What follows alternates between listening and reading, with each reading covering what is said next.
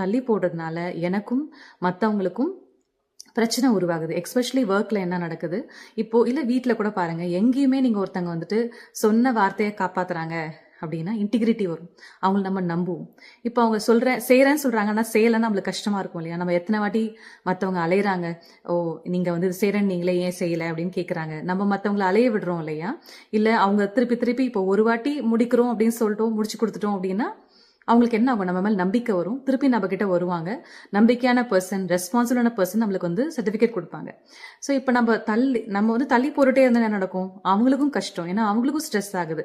ஏன்னா அவங்களும் 10 வாட்டி யோசிச்சுட்டே இருப்பாங்க. ஒன்று ஃபிசிக்கலாக நமக்கு வந்து கேட்கறது வந்து கேட்பாங்க, இல்லை ஃபோன் பண்ணி கேட்பாங்க, இல்லை இது ஒரு பக்கம் விடுங்க, யோசனை பாருங்க. நம்ம ஒரு டைமை கரெக்டாக, ஒரு வேலையை கரெக்டாக டைமுக்கு முடிக்கல அப்படின்னா என்னால் மற்றவங்க எவ்வளோ யோசிக்கிறாங்க. அது கூட வந்து ஒரு நல்ல விஷயம் இல்லை இல்லையா? என்னை பற்றி யாரும் அதிகமாக யோசிக்க கூடாது. ஏன்னா நான் நல்லா வேலை முடிச்சு கொடுத்துட்டேன்னா அவங்க கேர்ஃப்ரீயாக இருப்பாங்க, யோசிக்கவே மாட்டாங்க, ரொம்ப லைட்டாக இருப்பாங்க. அவங்க கிட்ட கொடுத்துட்டு அவங்க ரொம்ப பொறுப்பானவங்க, அவங்க பார்த்துப்பாங்க அப்படின்ட்டு. ஸோ இது எவ்வளோ ஒரு பிளெஸ்ஸிங் தெரியுமா?